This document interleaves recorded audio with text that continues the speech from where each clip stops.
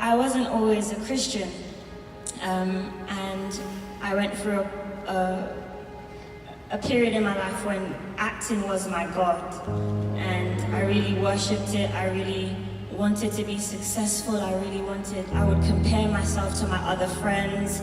I would look at my past films and be hard on myself, and it was just really, really dark. On top of that, not being happy about myself and who I was, and I knew something was wrong. So it was 2015, and I had just went to Toronto Film Festival with a film, and I had another film lined up. And I remember I was going to Canada, and I remember I just heard this voice. It was just like, this is the last, you're gonna take a break, a big break after this.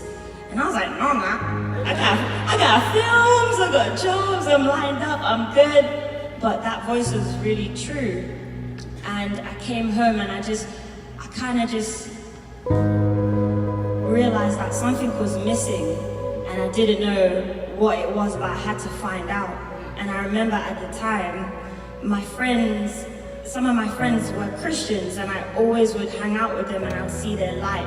And it's not no airy-fairy thing like Jesus. No, it was literally like peace and joy and serenity.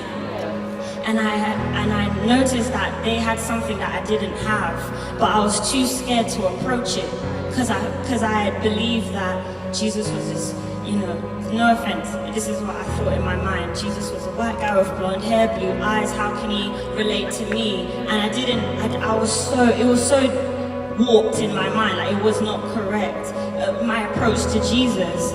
And I remember I just started to seek, and he would just literally line me up with friends. Like my friends would meet me who were Christians and be like, do you want to go Bible study? And they would never ask me this, and I'd be like, yes. And I'd be like, why did I say that? I don't even know like what the Bible is. I don't even know what chapter to turn to. I don't even know, like, how do you do that? And then I just realized that something was missing, and I started to seek, and Jesus was my last hope.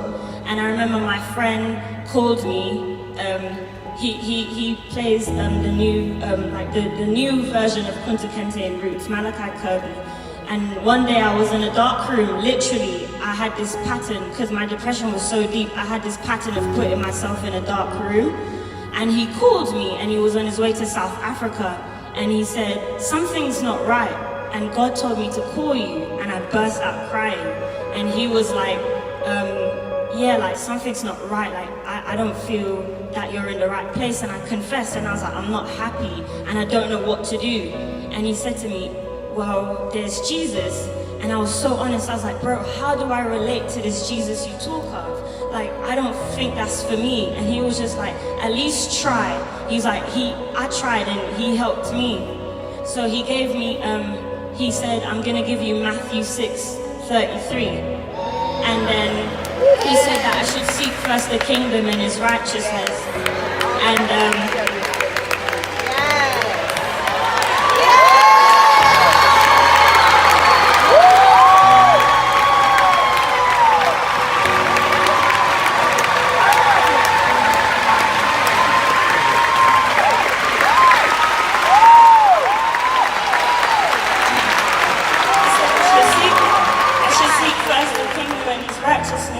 shall be added on. And I took it, and I turned off my phone. He went on his flight, and I said, Jesus, like, if you're real, then show me. And then I stopped acting. I gave it up. I said I never want to do it again. And then I gave my life to him, and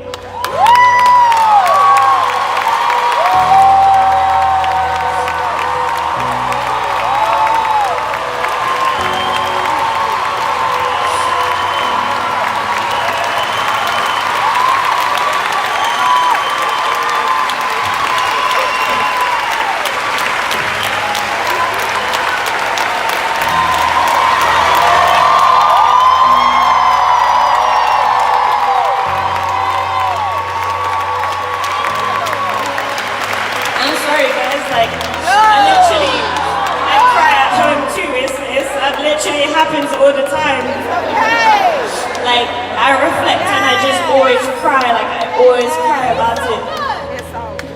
But I gave my life to him. I remember I told him in that room when I came off the phone, I said, I'm gonna give you a year, and he literally changed it in a month. When he showed up, and I had all of these amazing encounters, and I gave my life to him, and I remember the night I gave my life to him, I literally felt like whatever spirits, like darkness was leaving me, and he